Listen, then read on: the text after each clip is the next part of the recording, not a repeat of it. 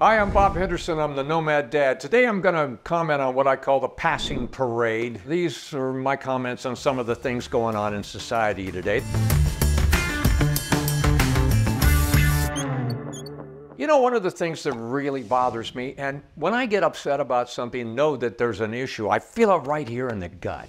And this one I feel it is so wrong, and that is this whole issue of the student loans and forgiving the student loans.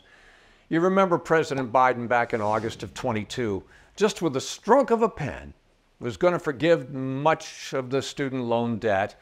And, you know, then of course he got overturned by the Supreme Court. So let's look at a couple of facts on the ground. First of all, about 40% of the population goes to college. Not all of those graduate.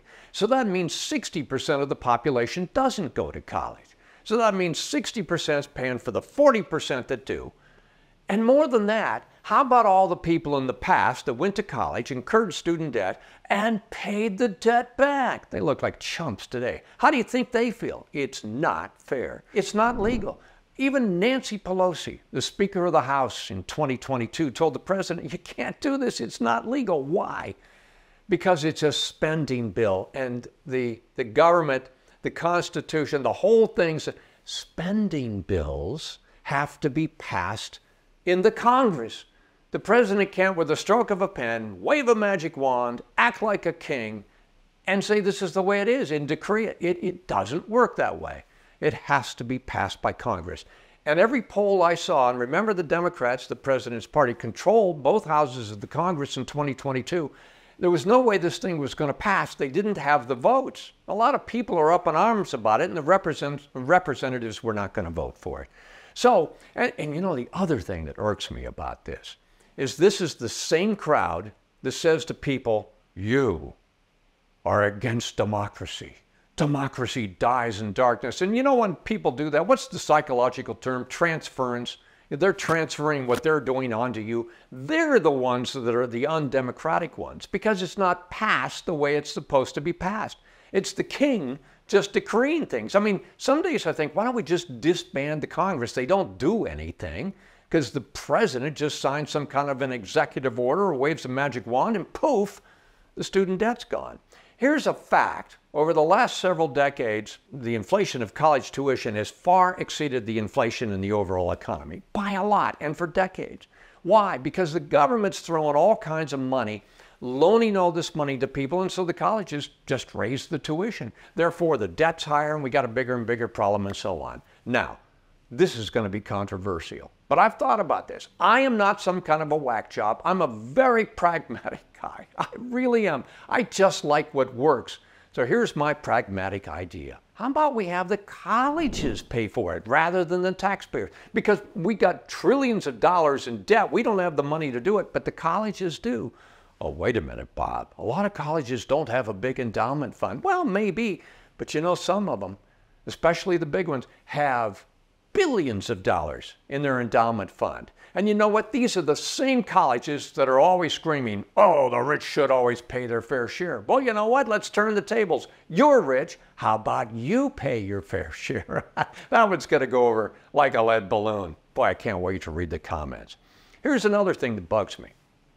We're in a society today where the technocrats, these are the so-called experts, are running things. They're in healthcare, they're in finance, they're in all avenues of life. And quite frankly, most of the stuff they've done over the last umpteen years are just wrong on all of it. I'll go to the financial. After COVID, we were told by many of these technocrats, we can spend whatever we want. After all, we're the reserve currency. We'll just print more money. It's never going to be a problem. It's known as modern monetary theory. And it's never worked. Just ask the Weimar Republic in Germany 100 years ago, hyperinflation.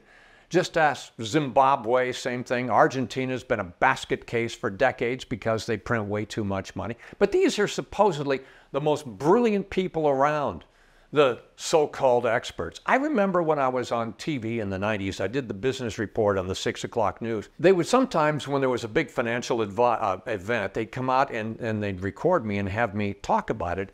And the chyron would say, Bob Henderson, financial expert. I'm thinking, I'm not an expert. I might know more than the people that don't do this every day, but I'm not an expert. I'm like the lawyer. What is his business? It's the practice of law.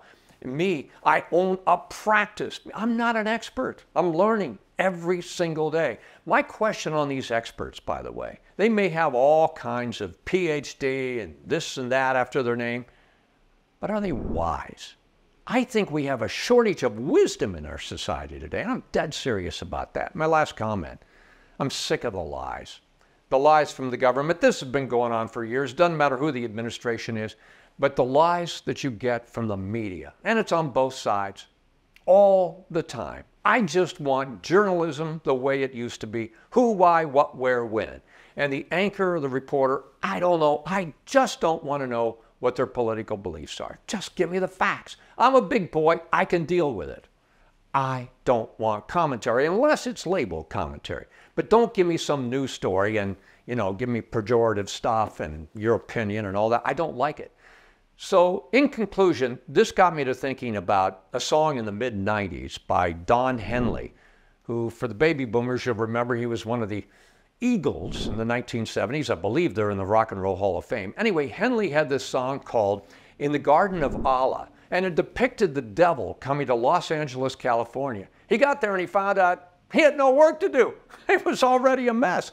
And so here are Don Henley's lyrics, quote, "Because there are no facts, there's no truth, just data to be manipulated. I can get you any results you want. What's it worth to you? Because there is no wrong, there is no right, and I sleep well at night. No shame, no solutions, no remorse, no retribution." And that's what it is. You see these people totally mess things up in our society today, and they just get promoted to the next level. There's no shame. They don't want a solution. There's no remorse, no retribution. That's the issue. And this really bugs me at the gut level, the lies. And too many people are buying them. And I love thinking about this song because I think it is absolutely on the mark, and it's almost 30 years ago. I think these are things we need to consider. This is my opinion anyway. I'm Bob Henderson. I'm the pragmatic guy, maybe becoming a bit unhinged today, but I'll see you next time.